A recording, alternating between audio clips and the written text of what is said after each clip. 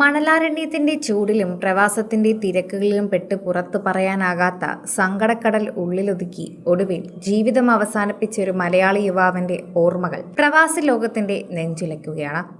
ഒമാനിലെ ജലാൻ ബാനി ബു അലിയിൽ മരിച്ച നിലയിൽ കാണപ്പെട്ട കാസർഗോഡ് സ്വദേശിയായ ഹരീഷ് കുമാർ എന്ന പ്രവാസി യുവാവിന്റെ പോക്കറ്റിൽ നിന്നും ലഭിച്ച ആത്മഹത്യാക്കുറിപ്പാണ് എല്ലാവരുടെയും കണ്ണു നനയിപ്പിക്കുന്നത്.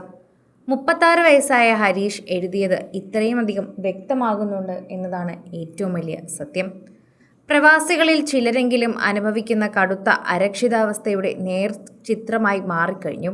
ഒമാനിലെ പ്രമുഖ സാമൂഹിക പ്രവർത്തകനും Muscat KMCC national committee vice president caring wing ചെയർമാനുമായ ഇബ്രാഹിം ഒറ്റപ്പാലം പങ്കുവച്ച് വികാരനിർഭരമായ ഫേസ്ബുക്ക് പോസ്റ്റിലൂടെയാണ് ഹരീഷിന്റെ അവസാന ആഗ്രഹത്തിന്റെ കണ്ണീരിറയുന്ന വിവരങ്ങൾ പുറം ലോകം അറിഞ്ഞത്.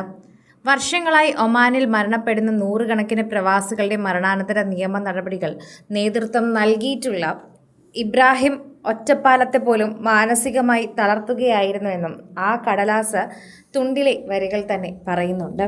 പോസ്റ്റിന്റെ പൂർണ്ണരൂപം ഇങ്ങനെയാണ്: താങ്ങാൻ കഴിയാത്ത അത്രയും വലിയൊരു സങ്കടക്കടൽ ഉള്ളിലൊതുക്കാൻ വയ്യാത്ത ഒടുവിൽ ശ്വാസം മുട്ടിപ്പോയതുകൊണ്ടാണോ അവനങ്ങനെ ചെയ്തത്? അതോ ഒരു നിമിഷത്തെ ഇരുളടഞ്ഞ ആലോചനയിൽ ജീവിതം തന്നെ അവസാനിപ്പിച്ചു കളയാൻ തോന്നിയതാണോ? അറിയില്ല.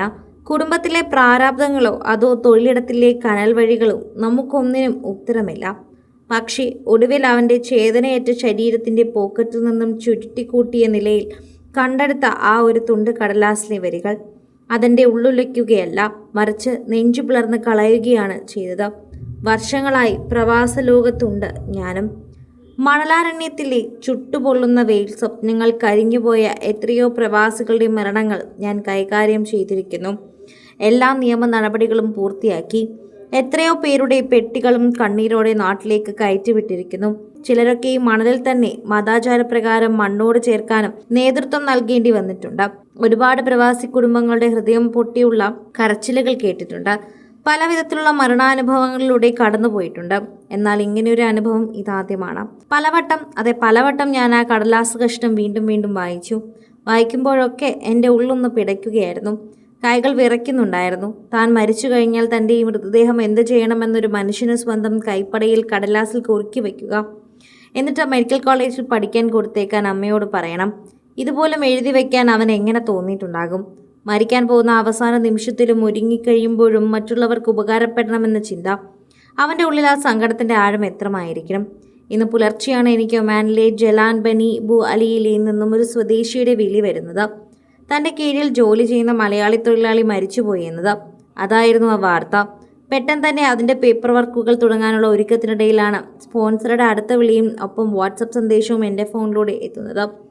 അതായിരുന്നു ഇവൻ്റെ മരണവാർത്തയോടൊപ്പം തന്നെ കേൾക്കുകയും ചെയ്തത്. ഇങ്ങനെയൊരു കുറിപ്പ് അവൻ്റെ പോക്കറ്റിൽ നിന്നും കിട്ടിയിട്ടുണ്ടെന്നും ഇത് ഞാൻ എന്താണ് ചെയ്യേണ്ടതെന്നുമാണ് ചോദിച്ചത്. ആ ചോദിച്ചാൽ അറബി എന്നെ വിളിച്ചു പറഞ്ഞു. ആ കുടുംബത്തിൻ്റെ ഫോൺ നമ്പർ എൻ്റെ കയ്യിൽ തന്നു.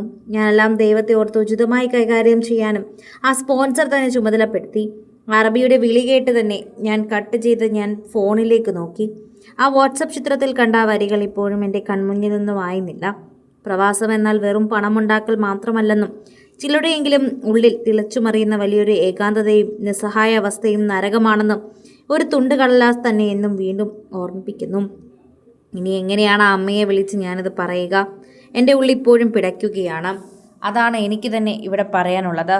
കാസർഗോഡ് പനത്തടി ചാമുണ്ടിക്കുന്ന് പള്ളിക്കടവ് വെള്ളാവൂർ ഹൗസിൽ മോഹനൻ ജയശ്രീ ദമ്പതികളുടെ മകനായ ഹരീഷ് കുമാർ ജലാൽബാനി ബു അലിയിലെ ഒരു ഷോപ്പിൽ സെയിൽസ്മാനായി ജോലി ചെയ്തു വരികയായിരുന്നു. കഴിഞ്ഞ ദിവസം പുലർച്ചെ ഹരീഷിനെ ഒമാൻ സ്പോൺസറാണ് തൊഴിലാളി മരിച്ച വിവരം ഇബ്രാഹിം ഒറ്റപ്പാലത്ത് ഫോണിലൂടെ അറിയിക്കുന്നത്.